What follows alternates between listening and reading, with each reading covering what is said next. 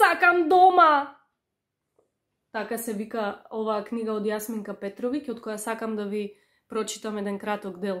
Станува збор за едно момче Никола, кој тргнува во потрага по нови родители, затоа што неговите не му се допаѓаат веќе, постојано му забрануваат да игра видеоигри, нешто во што претпоставам дека многумина од вас ќе се препознаат. Затоа сакам да ви прочитам едно кратко парче од самиот почеток, односно од првото поглавје, кое се вика "Заминувам без поздрав и без папучи". Никола лежи на креветот со јорганот преку глава. Лут е како пиперка. И токму кога требаше да премине на следното ниво од видеоиграта, татко му го исклучи компјутерот, а мама со прстот му покажа кон бањата. Туширање, миење, заби, пижама, кревет. Не е фер! Може да ме пуштат уште 5 минути, па што ако наутро одам на училиште? Никола ги стиска забите и бесно удира со нозете врз душекот. Мама и тато постојано му наредуваат нешто. Не трчај, ќе се испотиш. Смири се, зар не гледаш дека зборувам на телефон? Побрзај, ајде, гледаш дека доцниме. Да не си го допрел компјутерот, ќе го расипеш. Тишина, гледаме вести. Не скокај врз троседот. Да не си мрднал од тоа столче. Рака на срце, ни Никола не е цвеќе за мирисање.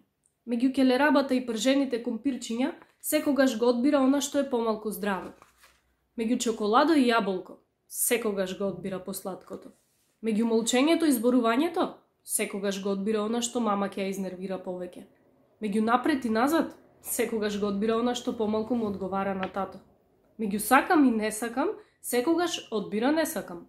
Меѓу малото и големото, секогаш го одбира најголемото. Меѓу порано и подоцна, секогаш одбира сега веднаш.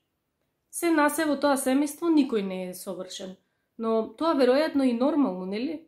Само проблемот е што Никола никогаш не размислува за последиците и обично обвинува некој друг.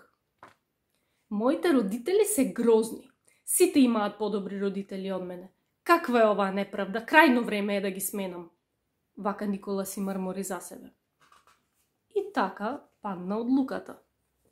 Во истиот миг поаѓа во потрага по нови родители. Само уште каде да ги најде? Во соседството? Во Европа? Не, во Африка? Австралија? На Северниот пол? Во огласите? Или на Фејсбук? Не. Стоп. Ништо од сето тоа.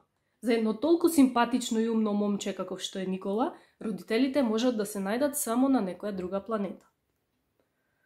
Огласи, ги именувам родителите за велосипед во добра состојба, безжично глувче и тастатура. Точка. Тргнувам во потрага. Никола полетно станува од креветот. Ништо веќе не ме врзува за оваа куќа. Заминувам без поздрав и без папучи. Заминувам за секогаш. Нема да понесам ништо, ниту едно единствено нешто.